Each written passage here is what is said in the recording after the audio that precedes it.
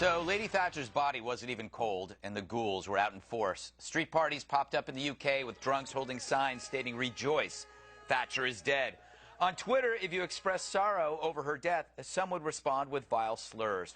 How odd. England may be the most politically correct nation on earth, riddled with strident eggheads spooked by words.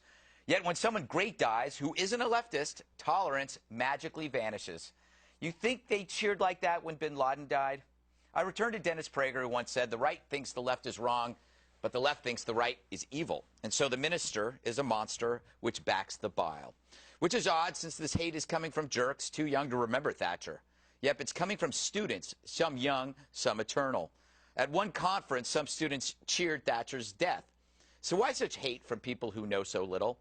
Well, if you swim in the sewer, you're going to come out stinking. And that's your average academic these days, immersed in a scholastic cesspool where concepts of truth and morality are replaced by an evil banality called relativism and a hatred of Western achievement. To a British student, good and evil blur, and the friend of our enemy is always a friend. And so they protest capitalism while holding iPhones and wearing Nikes. How ironic that these tools spend most of their lives in class without ever having any. Yeah, I saw you laughing, Bob. No, it just yeah. Once again, you've gotten into this faculty lounge, and they're all a bunch of... But they're all students. Well, let me say this. Let me relate a story. I did my radio commentary yesterday in Washington, TOP, which is a big radio station, right? Covered, and I said, about Thatcher, that if Hillary Clinton gets the Oval Office, she has at least a small part to thank Thatcher, who really did break the mold for people like Merkel and other women in politics. Merkel, You would have thought that I said that your mother wears combat boots through the sewer. I mean, I got from my side saying, "What are you doing? What are you doing?" I said in the radio spot, I didn't agree with her politics. But you have to give her credit for having broken through what Hillary Clinton called the glass ceiling, right? For women. And, man, you made a fair and accurate statement, well, but it shows small-minded people attack you. You should have been the recipient of my phone calls. It's ridiculous. I want to show a cover of this is no surprise. This is from the Socialist Worker. This is their latest, a beautiful thing. Wow. Now, here's the point, Eric. Sick. Isn't it better, in a way, to be honest about your hatred of somebody than when somebody dies to pretend that you really respected them, like certain leaders in the American government?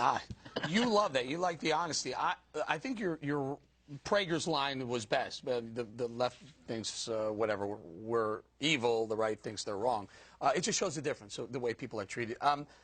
These kids who are throwing Thatcher death parties don't realize what she did. She saved England. England was on the downward slide. There was 3-day work weeks, some of them, because they couldn't get power, because the unions were so strong. They were sucking all the income out of the economy. And meanwhile, people couldn't pick up a phone and make a phone call. They couldn't turn on the lights. She saved the economy, and they should be thankful for her not throwing parties in her death. Yeah, but now they need her again. This is the problem, because it's been a total backslide to what it used to be, and it very much parallels what's going on in this country. And the liberals in that country admitted that they used multiculturalism, mass immigration policy, very liberal immigration policy to change dramatically the culture, the dynamic, and the population in England as a direct backlash against what Maggie Thatcher was doing. So now you see the fruits of those labors, and you're seeing a lot of that here in terms of this administration and the policy of the liberal left. Dana, do you think these are just small pockets of sad idiots? Or, I mean, but then again, there's Russell Brand writing a fairly idiotic piece of this. But do you think a long one. It's way too long. He's actually he can write. He's a good writer. But this is my favorite line. "I have few recollections of Thatcher.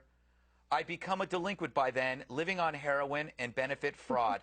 So, okay, there you go. Maybe it's your fault. You were on heroin and living on benefits fraud, and you're critical of this woman. I think you have the issue. Sorry, Dana.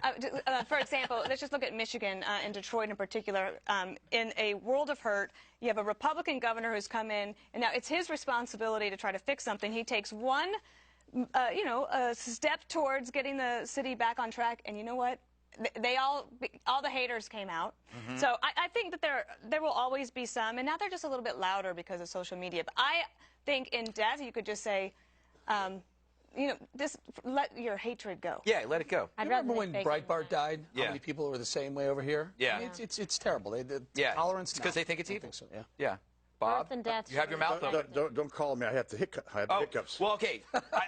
Can I just point out something that happened that was fairly amusing, the only amusing part of this? An anti-Thatcher website had started the hashtag, Now Thatcher's Dead, but a lot of dumb people read it as Now That Cher's Dead, because that's exactly how it's spelt. So they all started tweeting under the assumption that Cher is dead. Oh, my God. And they were heartbroken. And they were heartbroken. That was the only... And they were so relieved. Slightly amusing No part. parties. No parties. All right.